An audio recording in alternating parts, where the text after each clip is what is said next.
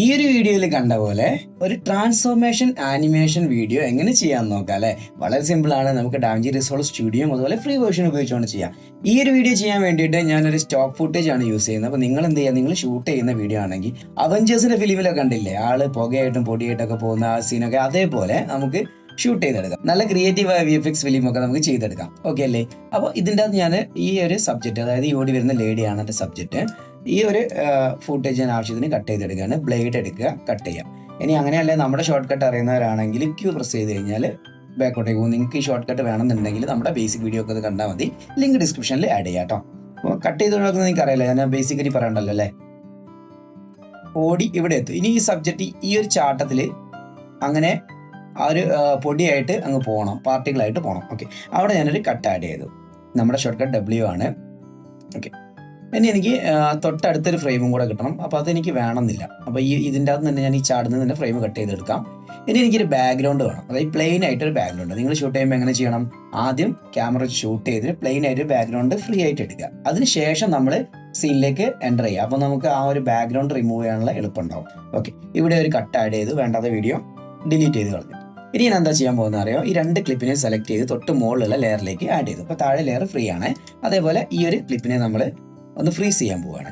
Freeze ചെയ്യാൻ വേണ്ടി നമുക്ക് ഇതിൽ റൈറ്റ് ക്ലിക്ക് ചെയ്ത് കഴിഞ്ഞാൽ ചേഞ്ച് ക്ലിപ്പ് സ്പീഡ് എന്ന് കാണാൻ പറ്റും. അത് ക്ലിക്ക് ചെയ്യാം. എന്നിട്ട് ഇവിടെ ഫ്രീസ് എന്നുള്ള ഓപ്ഷൻ കൊടുക്കുക.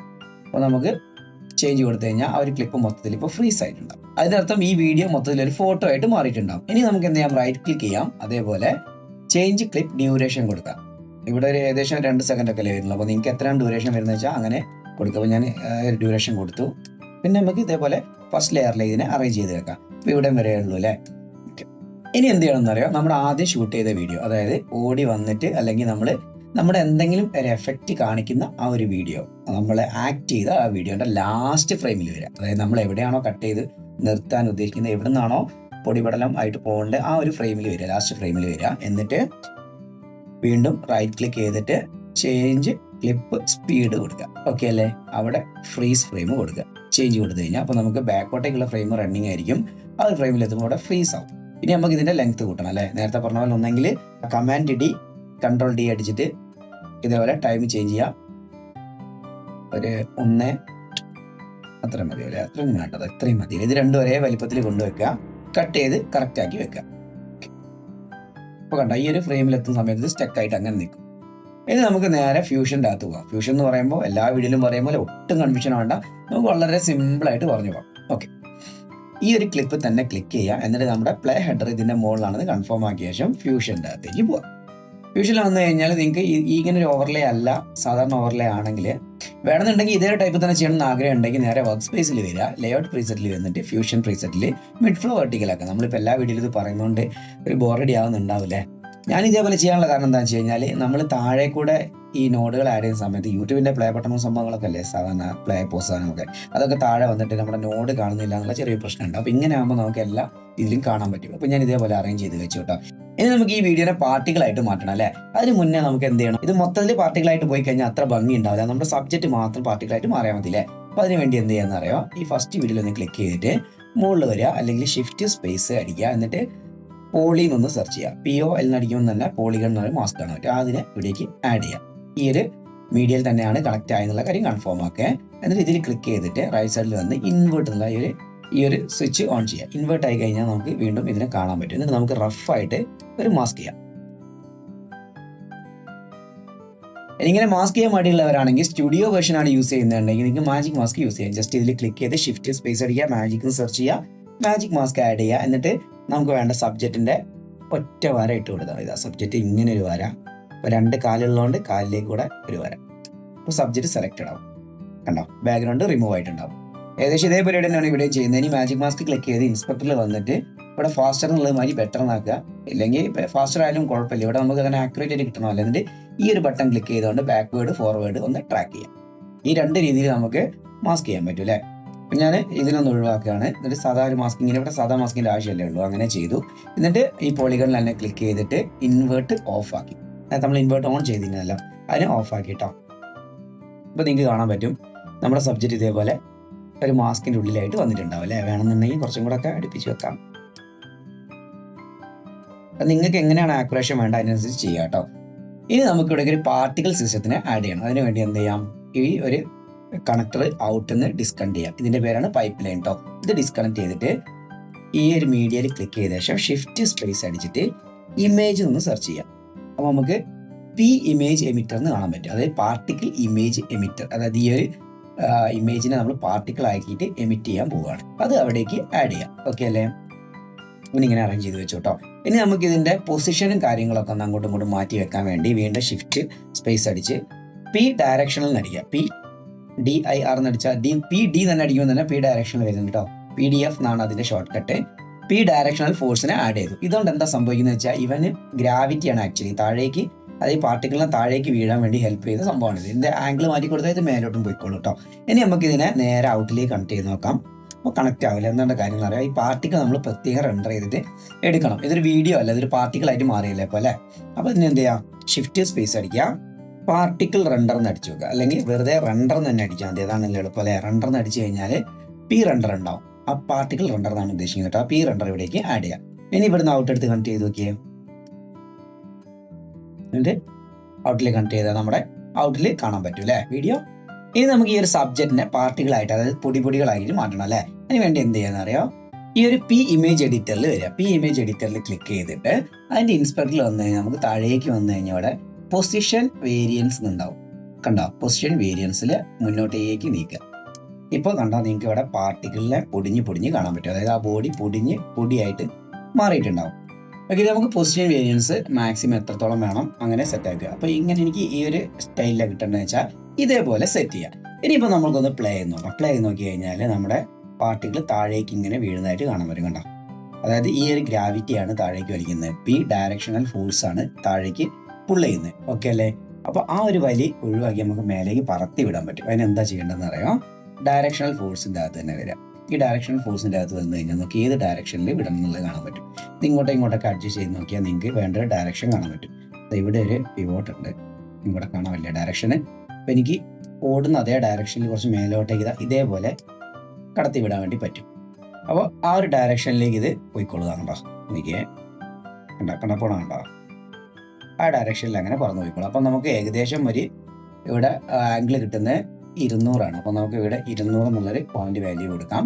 ഇനി നമുക്ക് നേരെ എന്ത് ചെയ്യാം, പി ഇമേജ് എമിറ്ററിൽ തന്നെ വന്ന ശേഷം ഇവിടെ നമുക്ക് വെലോസിറ്റി എന്ന് കാണാൻ പറ്റും. അതായത് നമ്മുടെ എത്ര സ്പീഡിലാണ് ഇത് എമിറ്റർ പോകേണ്ടതെന്നുള്ളതാണ്. അപ്പോൾ ഇവിടെ വെലോസിറ്റി കൂട്ടിക്കഴിഞ്ഞാൽ സ്പീഡിൽ പോകും കേട്ടോ. അപ്പോൾ ഒരു വെലോസിറ്റിയിലാണ് പോകുന്നത്. അപ്പോൾ ഈ വെലോസിറ്റി ഓൺ ചെയ്യുന്ന സമയത്ത് ഇത് ബാക്കോട്ടേക്ക് പോകുന്ന കാരണം എന്താണെന്ന് അറിയാം, നമ്മുടെ ഫോഴ്സിന് പകരം ആംഗിൾ, ഇവിടെ ഒരു ആംഗിൾ ഉണ്ടാവും വെലോസിറ്റീൻ്റെ അകത്ത്, ആ ആംഗിൾ മാറിപ്പോകുന്നതുകൊണ്ടാണ്.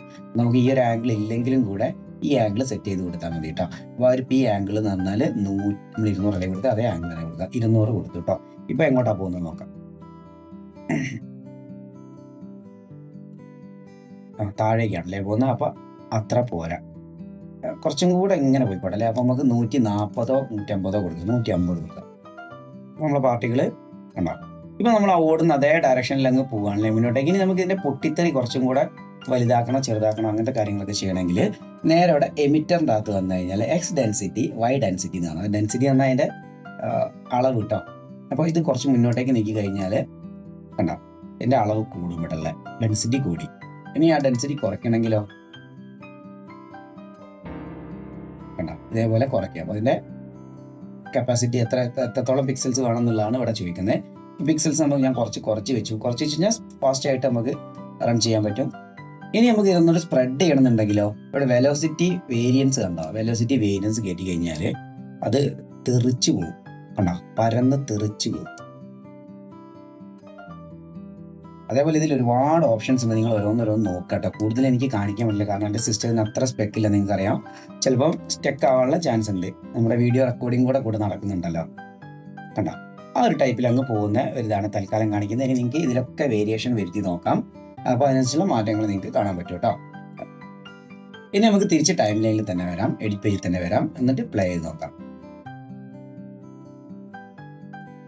കണ്ടോ, അങ്ങനെ പോകുന്നുണ്ട് കേട്ടോ. സ്റ്റക്ക് അങ്ങനെ നിങ്ങൾക്ക് ഇപ്പോൾ ഇതേപോലെ നിങ്ങൾക്ക് സ്റ്റെക്കായി പ്ലേ ആവുന്നുണ്ടെങ്കിൽ കുറച്ച് സ്പെക്ക് കുറഞ്ഞവരായ നമ്മളെപ്പോലുള്ള ആളുകൾക്ക് ഇതൊക്കെ ചെയ്യാനുള്ളതല്ലേ അല്ലേ. അപ്പോൾ നമ്മൾ കൂടുതൽ സ്പെക്കുള്ള പീസും തൽക്കാലം വാങ്ങാൻ പറ്റില്ലല്ലോ. അപ്പോൾ നമുക്ക് എന്ത് ചെയ്യാം, ഈ ഒരു ക്ലിപ്പിൽ നമ്മളിപ്പോൾ ഫ്യൂഷൻ ചെയ്ത ക്ലിപ്പിൽ റൈറ്റ് ക്ലിക്ക് ചെയ്യുക, അതിനകത്ത് റെൻഡർ ക്യാഷ് എന്നുള്ള ഒരു ഓപ്ഷൻ ഉണ്ടോ, റെൻഡർ ക്യാഷ് ഫ്യൂഷൻ ഔട്ട്പുട്ട്, അത് ഓൺ ചെയ്യുക. എന്നിട്ട് ഇവിടെ പ്ലേ ബാക്ക് ഉണ്ടല്ലോ, പ്ലേ ബാക്കിൻ്റെ അകത്തും വരിക. അതേപോലെ ഫ്യൂഷൻ മെമ്മറി ക്യാഷ് ഉണ്ടാവും, അത് ഓൺ ചെയ്തിടുക. ഇപ്പോൾ ഒന്ന് പ്ലേ ചെയ്ത് നോക്കിയാൽ നിങ്ങൾ നേരത്തേക്കാളും നല്ല മാറ്റം ഉണ്ടാവും. കണ്ടോ, കുറച്ചും കൂടെ ഒരു സ്പീഡപ്പ് ആയിട്ട് കിട്ടും.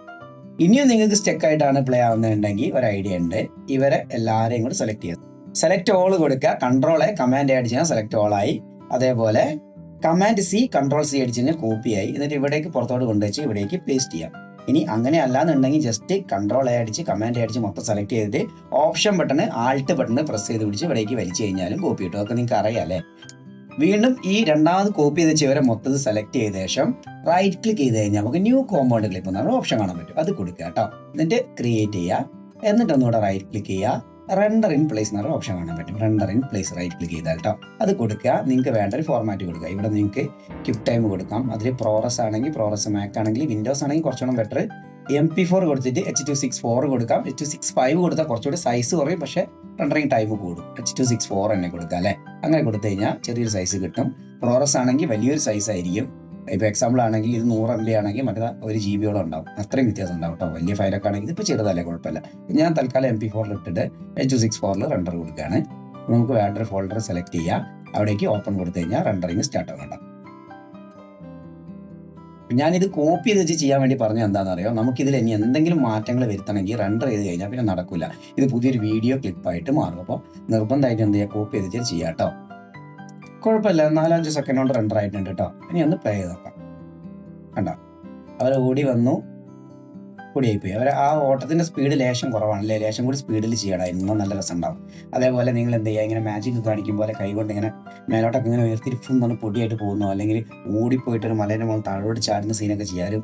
മറ്റേ ഒരു മതിലിൻ്റെ മുകളിൽ താഴോട്ട് ചാടി പൊടിയായിട്ട് പറന്നു പോകുന്ന സീനുകളൊക്കെ ഇല്ലേ, നല്ല രസം ഉണ്ടാവും. അപ്പോൾ അതുപോലെയൊക്കെ നിങ്ങൾ പ്രാക്ടീസ് ചെയ്ത് നോക്കുക, നല്ല രസം ഉണ്ടാവും. ഇതിലിപ്പോൾ നമുക്ക് വെലോസിറ്റി ലേശം കൂടി കുറച്ചാൽ മതി, അവർ അതേ കൂടുതൽ സ്പീഡിൽ പോകും. ഇനി അങ്ങനെ അല്ലായിരുന്നെങ്കിൽ എന്ത് ചെയ്യണമെന്ന് അറിയാം, നമ്മുടെ ഈ ഒരു ട്രാൻസ്ഫോർമേഷൻ തുടങ്ങുന്ന വരെയുള്ള ആ ഒരു സ്പീഡ് കുറച്ച് കൂട്ടി കൊടുത്താൽ, ഇവിടെയാണ് ഇവിടെ ഒന്ന് കട്ട് ചെയ്തിട്ട് ഇവൻ്റെ സ്പീഡ് ഒരു ഇത്തിരി ഒരു ഇപ്പം എത്ര 100 അല്ലേ, ഒരു 120 കൊടുത്തു അല്ലേ. എന്നിട്ട് ഇപ്പോൾ ടൈം ലൈൻ കൊടുക്കുക, ചേഞ്ച് കൊടുക്കുക.